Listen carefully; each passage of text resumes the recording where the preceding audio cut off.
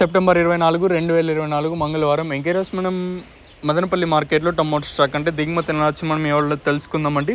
నేనుతో పోల్చుకుంటే దిగుమతి తగ్గిందా లేదా పెరిగిందా వీటాన్ని ఎవరిలో మాట్లాడుకుందామండి. తెలుసుకునే ముందు ఛానల్ సబ్స్క్రైబ్ చేసుకోలేదా? ఇంకెందుకు ఆలస్యం, ప్లీజ్ లైక్ ప్లస్ సబ్స్క్రైబ్ చేసుకోండి.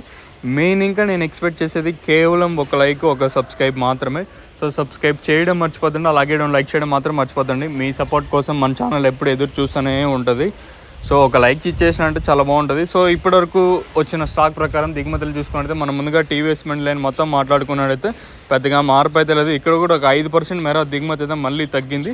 అలాగే మనకి జీపీఆర్ మండి లైన్ మొత్తం మాట్లాడుకున్నా కూడా పెద్దగా మార్పు అయితే లేదు. సేమ్ నిన్న షర్ట్లు తక్కువగానే దిగుమతులు అయితే వచ్చాయి. అంటే నిన్న చెప్పిన మాదిరే అంటే నెంబర్ 1 క్వాలిటీ రావడానికి మరింత సమయం పడుతుందని చెప్పాను కాబట్టి సో అదే సీన్ అనేది రిపీట్ అవుతుంది.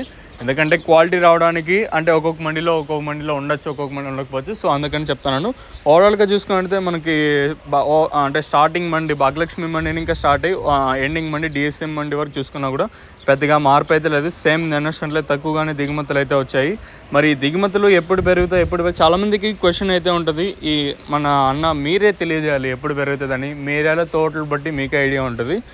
సో మరి చూద్దాము ఈ ధరలు అనేది ఏ విధంగా వెళ్తే చూడాలి. సో సబ్స్క్రైబ్ చేయడం మర్చిపోదండి, అలాగే లైక్ చేయడం మాత్రం మర్చిపోదండి.